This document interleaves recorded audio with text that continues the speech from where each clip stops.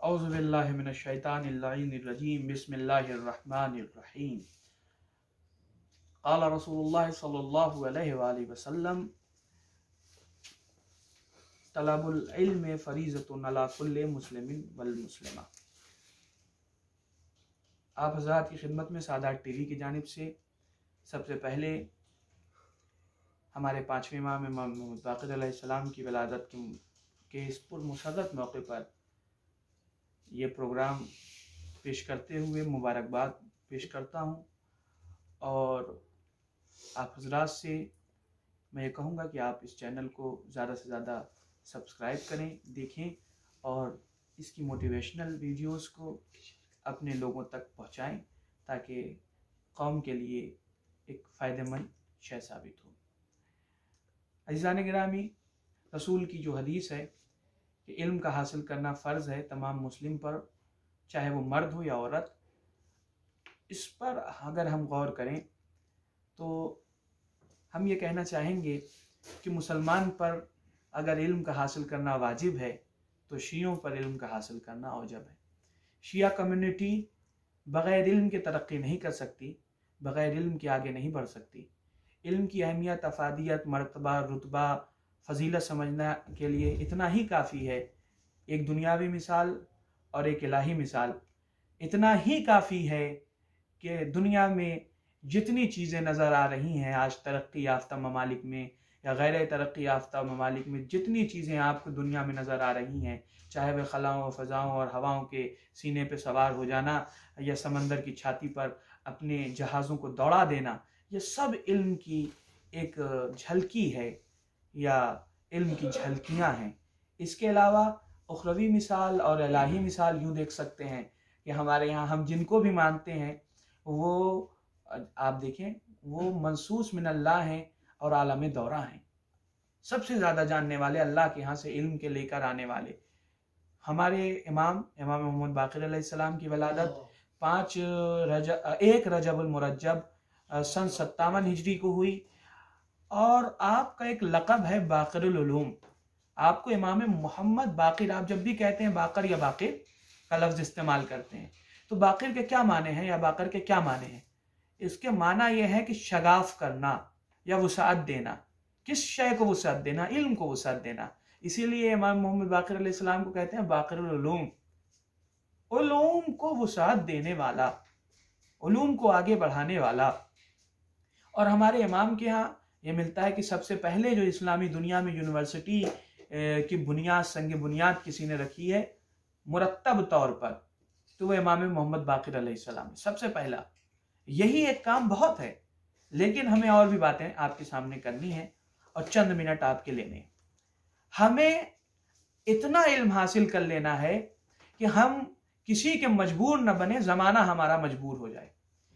हम किसी के मोहताज ना हो, ज़माने के लिए ये ज़रूरी हो जाए कि वो हमारे साथ जुड़े, वो हमारा मोहताज हो जाए। और ये हम कैसे हासिल कर सकते हैं? बग़ैर इल्म के हम इस चीज़ को नहीं पा सकते, बग़ैर इल्म के हम इस चीज़ को हासिल नहीं कर सकते। इल्म वो शय है कि जो आपको आला व अफजल बनाता है और ज़माने को मोहताज बना देगा कि वह आपकी तरफ देखे। आज हालात बहुत ख़राब हैं, लेकिन इस ख़राब हालात में अगर आप अपने कम्युनिटी को बेहतर बनाना चाहते हैं तो इल्म हासिल करें। बग़ैर इल्म के आपकी कम्युनिटी आगे नहीं बढ़ सकती। आप देखिए, अब्दुल मलिक इब्न मरवान है, जालिम बादशाह है, इमाम अलैहिस्सलाम का दुश्मन है, ख़ानदान अहले बैत का दुश्मन है, शियों का दुश्मन है, लेकिन मजबूरी पड़ती है तो ज़माने को अहले बैत अलैहिस्सलाम की तरफ देखना पड़ता है।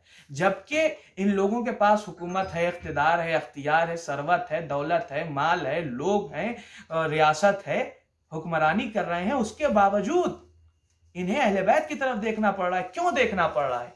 क्योंकि इनके पास इल्म नहीं है, अहले बैत के पास इल्म है। आखिरकार एक मामला इसी तरीके का आया। इस्लामी दुनिया में सिक्का राइज होने का मसला जब उठा और बादशाह रूम ने अपने सिक्के पर यह कहा, लिखते हुए अब्दुल मलिक इब्न मरवान को, कि अगर हमारे सिंबल और हमारी अलामतें जारी ना की गई तो हम रसूल के खिलाफ नाजेबा कलमात अपने सिक्के पर जारी करेंगे। और मुसलमानों का आलम यह था और हालत यह थी कि मुसलमानों के पास अपना सिक्का नहीं था, अपनी करेंसी नहीं थी। बादशाह परेशान हुआ कि अब क्या किया जाए, पूरे हमारे इस्लामी मुमलकत में ईसाइयों का सिक्का चलता है, हमारे पास तो खुद की करेंसी ही नहीं है। अब बादशाह की ये मिलता है कि बादशाह को जो वजीर आजम था इब्ने अम्बा गालिबन उसका नाम है, या इब्ने जम्बा, गालिबन इब्ने जम्बा नाम है, इब्ने जम्बा, वो उसने कहा कि अब आप एक ही रास्ता है कि आप खानदान अहले बैत की तरफ निगाह उठा के देखें। अहले बैत अलैहिमुस्सलाम में अभी एक फर्द ऐसा है कि जो इस मसले को हल कर सकता है। आखिरकार इमाम मोहम्मद बाक़िर अलैहिस्सलाम को बुलाया गया और इमाम मोहम्मद बाक़िर अलैहिस्सलाम आए और ये कहते हुए आए कि मैं इस्लाम की मदद के लिए जा रहा हूँ, मैं बादशाह का मसला नहीं है, इस्लाम पे वक्त आया, रसूल की तौहीन का मसला है, इसलिए मैं आगे बढ़ रहा हूँ। इमाम आए और इमाम ने आने के बाद सिक्का राइज करने का तरीका बतलाया और सिक्का राइज करने के तरीके में ये कहा कि देखो जो सिक्का राइज करो उस पर उसका सन लिखो कि इस सन में राइज हो रहा है, और एक तरफ उसके सिक्के के एक रुख पर लिखो ला इलाहा इल्लल्लाह और दूसरी तरफ रसूलुल्लाह का नाम लिखो और सिक्का राइज कर दो, और अपने मुल्क में इस्लामी ममलकत में ये हुक्म नाफिज कर दो कि अब से रूम का सिक्का जारी नहीं होगा, किसी चीज को खरीद और फरोख्त में रूम के सिक्के की अब कोई अहमियत नहीं है, जो इसको जारी करेगा या जो इसके इस्तेमाल में नजर आएगा उसे हम सजा देंगे। आखिरकार बादशाह मजबूर हुआ इमाम की बात मानने के लिए। क्यों मजबूर हुआ?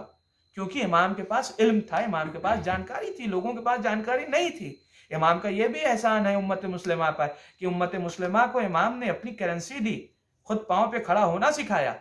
आज अगर हमें हुकूमत करना है, अगर हमें तरक्की करनी है, अगर हमें आगे बढ़ना है और अगर हमें किसी का मोहताज बन के नहीं रहना है, जमाने को अपना मोहताज बनाना है, तो हमें इल्म हासिल करना पड़ेगा। तो लोग ये कह सकते हैं कि जनाबे वाला वो तो इमाम थे, अल्लाह के यहां से उनको इल्म मिला था। नहीं, इमाम तो थे ही, वो अल्लाह के यहां से उन्हें इल्म मिला तो था ही, लेकिन उनकी जिंदगी अगर हमारे लिए मशअले राह है तो ये भी हम उनकी जिंदगी में देखें कि हम उनसे कुछ फैज हासिल करें और इतना इल्म हासिल कर लें कि बाक़िरुल उलूम के मानने वालों के लिए हम सर बुलंदी का एक ऐसा सामान फराहम कर जाएं कि जो हमारी कौम, हमारी कम्युनिटी और हमारी मिल्लत को आगे बढ़ने में मदद दे। फ़क़त वस्सलाम व रहमतुल्लाहि व बरकातुहू।